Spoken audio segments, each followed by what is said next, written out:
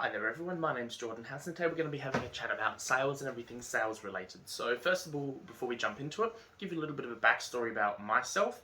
I've got experience in the real estate industry, so I acted as a real estate agent for 3 years where I helped sell in excess of $120 million worth of real estate. We were selling anything between, rural acreage to city apartments, and like I said, everything in between. So a lot of experience in the real estate industry, and as of most recent, got experience in the financial loan sector as well.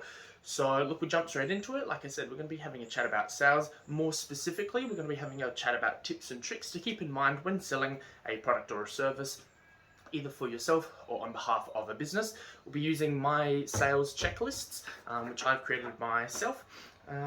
Anyways, we'll start off with the basics. So look, what do I mean by the basics? First of all, it's important to understand your product well. Second of all, it's important to understand your customer well. And then with these two together, it's important to understand what words and sentences you need to use in order to convert your pitch into a sale. So we'll jump straight into it then. So let's break it down. Understanding your product should come as a bit of an obvious, but many people underestimate this. It's important because when you're negotiating or trying to show value to your customer, they're most likely going to have a list of questions for you so they can qualify whether your product or service is going to be of value to them. If you aren't able to answer these questions, it's going to increase the amount of time it takes for you to close the deal because you're going to need to go ahead and conduct follow-up research in order to answer their questions. Remember though, it is always worth telling the customer if you actually don't know the answer to the question. What you'll do is you'll go ahead, you'll do some research and find out for them. The reason behind this is if you start being deceivious or lying, it's a very quick way to lose rapport with the customer, especially if you start to become cagey. High chance they'll be able to pick up on this.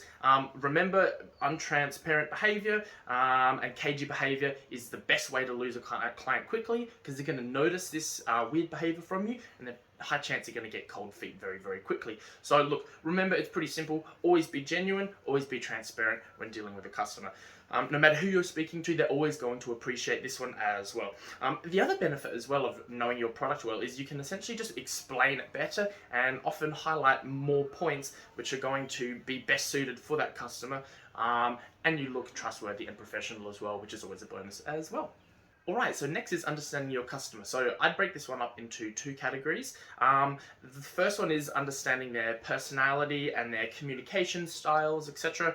And the second one is understanding their situation, whether it be their personal or their business situation, so you can see how your product or service is going to best help them achieve their goals for the future. So look, understanding their personality and what kind of person they are and how they communicate is important. You may have heard of the saying, become a charmeleon. And this is a bit of a funny one, but it's actually very true. It holds a lot of truth to it.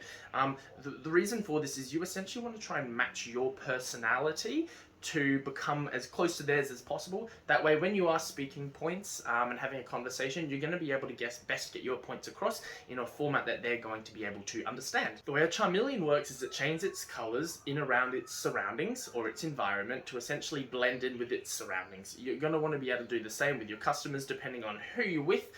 That way, when you're having a conversation with them, you're not going to be using words or dialogues which aren't going to either A, make sense, or B, sort of put them off. An example is the way that you'd speak to, say, your teacher at a school or a university professor. It's probably going to be very different to how you're going to speak to your best friend. This is not only going to make it easier for you to go ahead and communicate with them, but they will generally be more open to having conversation and negotiating if they feel like they can trust you and you can relate on a personal level. Remember, people are going to gravitate towards people that they feel similar with or who they can relate with. Another thing you can do is don't be afraid to share some personal experiences that might be in line with the conversation you are having with the customer. That way you can try and use that to help us establish that peer-to-peer connection. Now, once you understand your product and your customer, we can move on to the third point, which is understanding your word tracks. Now, the word tracks are almost charmeleon-like in themselves because they involve knowing your customer. What I mean by this is depending on your customer and their personality type and the way that they converse, you're going to be using particular kinds of key points in order to direct the conversation on where you want to go. So a great example of this would be is if you're having a conversation with someone who's really light and airy and likes to have a chat, you're probably going to be using phrases to essentially direct them in regards to or towards their future. A great example of this would be if you were having a conversation with a customer who was looking to buy your product or a service to create a certain lifestyle change for them perhaps, you'd be using phrases such as, can you see yourself living in this house? Can you see yourself using this product? How do you think it'll help to get you towards your future that you want? Little things like that which are going to help you get there. Another thing you can say to try and get the deal across the line with them, or try and get some form of commitment from them, if they are a little bit more lighthearted, is just ask them, hey, is there a price that you'd have in mind to pay for this product or service? It's a great way to get some form of commitment out of them, or an idea as to where they're at. So look, these will differ from when you're having a conversation with someone who is a little bit more straight cut and serious, and they want to know more the numbers and exactly how it's going to help them. In this instance, you'd be highlighting points such as, key selling points, and things that are going to help solve any problems that they either might have currently or they can project that they will have in order to get to where they want to be.